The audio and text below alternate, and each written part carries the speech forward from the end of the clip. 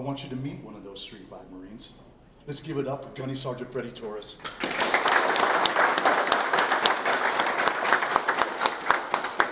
Three times. Hey, good afternoon. I appreciate you guys being here. I truly do. Thank you from the bottom of my heart what you guys are doing for us. And you just heard the explanation of what the honor group is and what the honor bowl is. And to me, that means the world that you're out here and you're playing for us. You're playing for something bigger than yourself. My name is GySgt Freddy Torres. I was born in Tucson, Arizona. And at the age of 18, I decided at the end of high school that I was going to join the Marine Corps. I played sports just like you did. I traveled the state just like you did. I was up and down. And I decided that once I graduated, I was going to join the Marine Corps. So I did.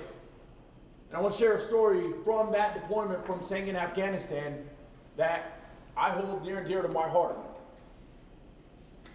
2 months later, after those 4 Marines died, on December 30th, 2010, there was a squad out on patrol. Now, if you've ever seen the movie Lone Survivor, I want you to picture that in your head with Marcus Luttrell. They're on top of the mountain. They're overseeing the Overwatch. They have the Taliban down there, mud hut, villages, dirt. I want you to picture that in your head when I tell you this story. So this patrol goes out. They're out for about 4 or 5 hours gathering information, intel, talking to the locals. And they're making their way back to the patrol base. We call it the PV, the safe spot, where they sleep, where they live. So this squad's making their way back to the patrol base, 200 meters right behind me. Let's say the patrol base is right there.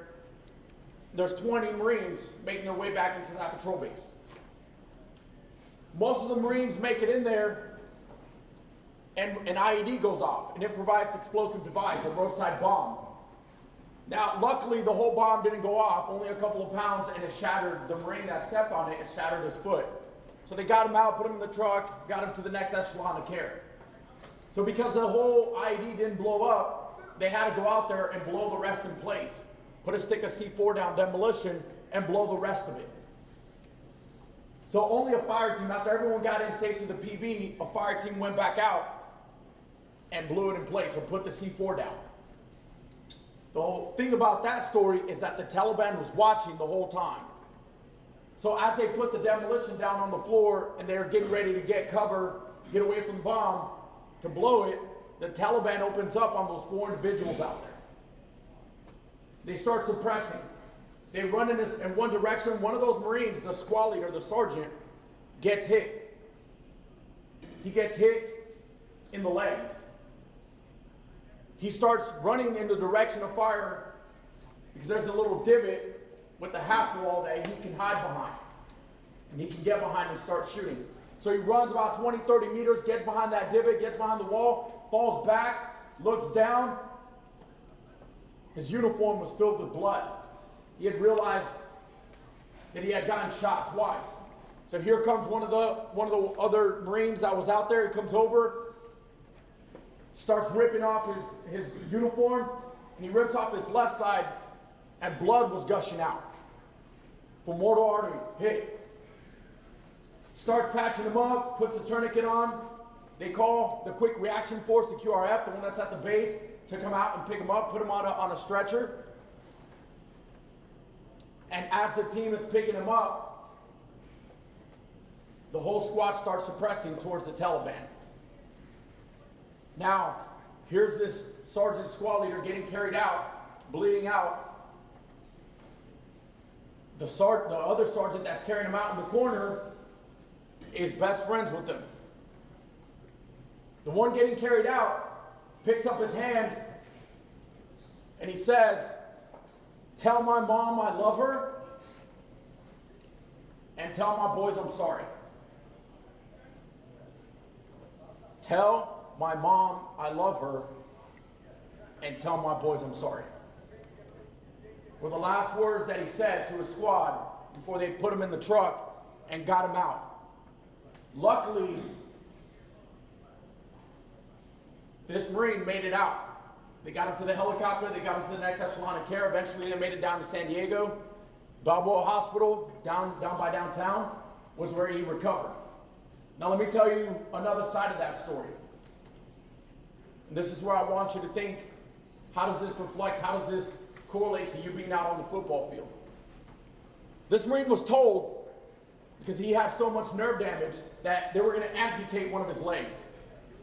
This Marine was told that he was going to get medically retired and never have the chance to be a Marine again.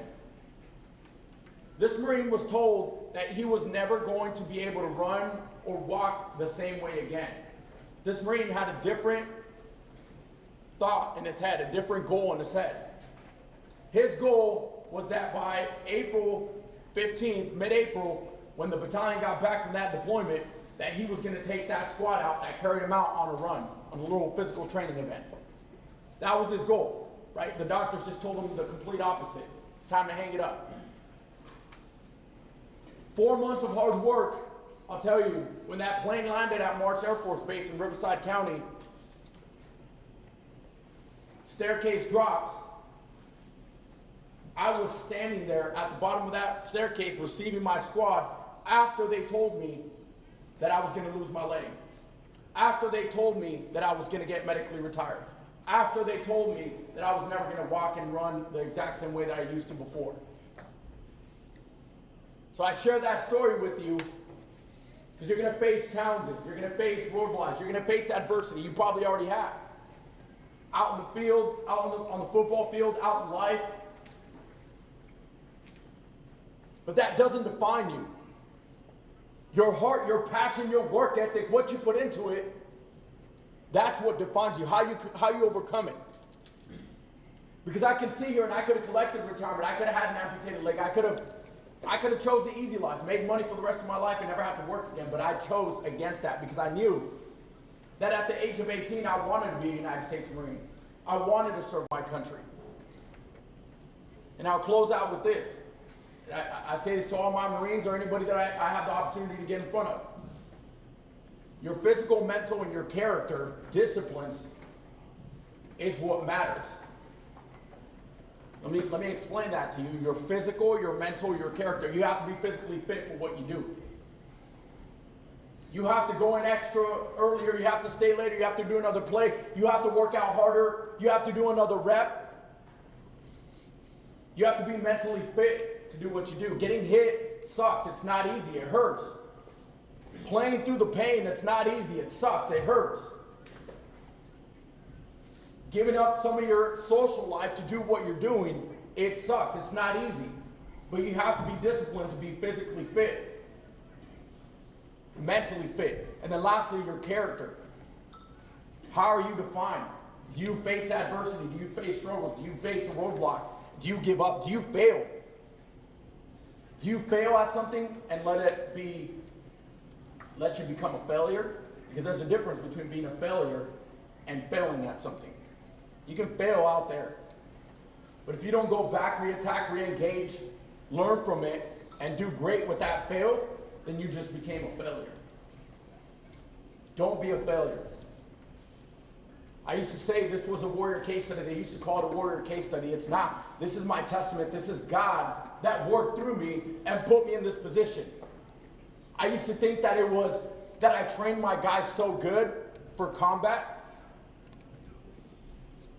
that they had executed so well that day.